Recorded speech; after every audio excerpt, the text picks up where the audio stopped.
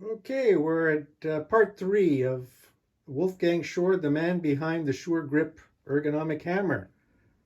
How you doing, Wolfgang? Hey, pretty good, thank you. Thanks, Stephen. It's great that you do this. You're very efficient in doing these video clips. We did some before, and you always did a real nice job. Oh, enough about me, Wolfgang. Let's talk about you. Okay, um, okay, you wonderful people. Becoming a carpenter in Canada is completely different than it is being a tischler or carpenter and joiner in Europe. Europe, you have a lot of masonry construction. In Canada, you have wood frame construction. So some of the components, actually, I wrote my graduate thesis about Canadian building construction at the University of Waterloo. And so you have different types of building construction. Primarily, it's wood frame. It goes from a balloon frame to a platform frame, and it really took off in the 1940s. In the Second World War, they started building victory homes, and it went on and on and on. And then the population increased in Canada. Immigration, guys like me, people like me, would come from different countries, so which needed more housing. So in the 70s and 80s, there was a huge influx of immigration, meaning that you had to do a lot of building construction. So up at that point, I was focusing on changing, working on the hammer handles, but there were problems were very evident. So I would do wear pattern studies. I'd collect some hammers, and I remember I had one hammer. It was all a steel shank. It was it was a killer. It fell in the river one day, and that was the happiest day in my Canadian life at that time. That was the best fucking place for it, because What's a steel shank hammer? a steel shank hammer. It has it's solid. It's a one piece. Okay. So wood is somewhat forgiving. It absorbs, depending on the type of wood. It absorbs some of the vibration. But it also, when you have wood, then you also have a system that the hammers break, the handles break. Because now people are not using the hammer for a hammer that it is designed for. Now they start using it for a claw hammer, for a nail claw. So then also along with that came the changes of the nails, of the nail type. It went from a cone-shaped nail, from a wedge-shaped nail into a round shank. And then from a round shank nail, it went into ardox nails, spiral nails, ring nails, fucking screw nails, all kinds of different fasteners. So people would say, fuck, they put it in the wrong place, so now they gotta pull it out. And then look, this is what happens. See this? This is what happens. So that is what happens. Then see, this is what happens. This is what happens. And see, this is what happens. And so people come up.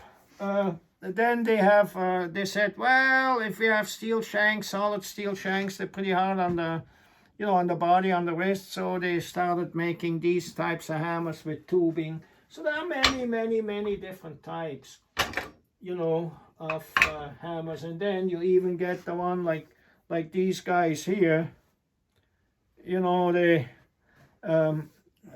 This is a hammer I bought, which I think this is patented. I didn't make this.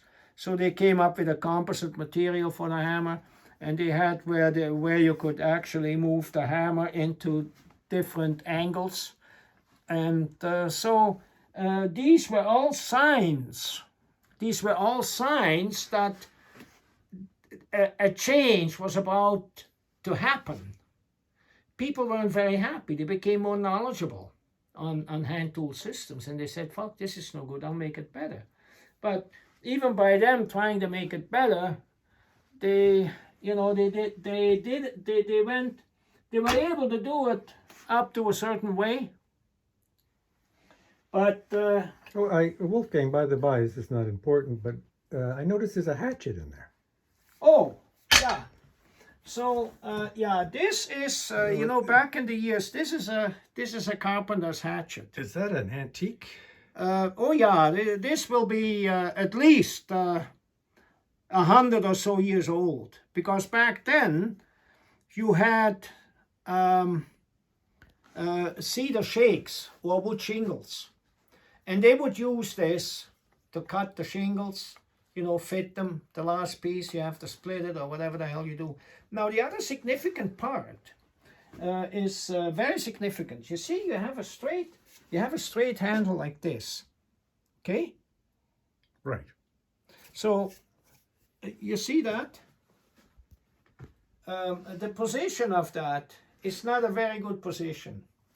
So now, whoever did this knew that the hand, you see that? See the hand, it puts the hand in a different location. It puts it in a more neutral position. See this? Okay. So that is very significant. And they turned it the wrong way. The claw should be on the inside, but that's a hatchet, carpenter's hatchet. Years ago, every carpenter had one of those. You didn't cut pickets, you made them with an axe or a hatchet, And then they started, now this, for example, is some lady in the States came up with the idea, and she said, these are hammers for women, ergonomic hammers for women. So they call it ergonomics. They changed the grip, so there was changes were about to happen. Then you have, this is a German hammer, this is a scaffolder's hammer. They have a steel shank with a composite material over the top. It's a different type. And then, you have people who use these different kinds of hammers. This looks very much like my first hammer, doesn't it? So, but fuck them, they took it, fuck them. So you have different lengths of hammers, see? Different hammer handles. So these are all the things. Then they came up with composite materials. Changes was in the horizon. So the people that said a hammer is a hammer is a hammer, that can't be changed, they were all fucked up. And these are all the signs. And then, of course, my studies, my official studies prove them wrong. It's not that I want to prove them wrong.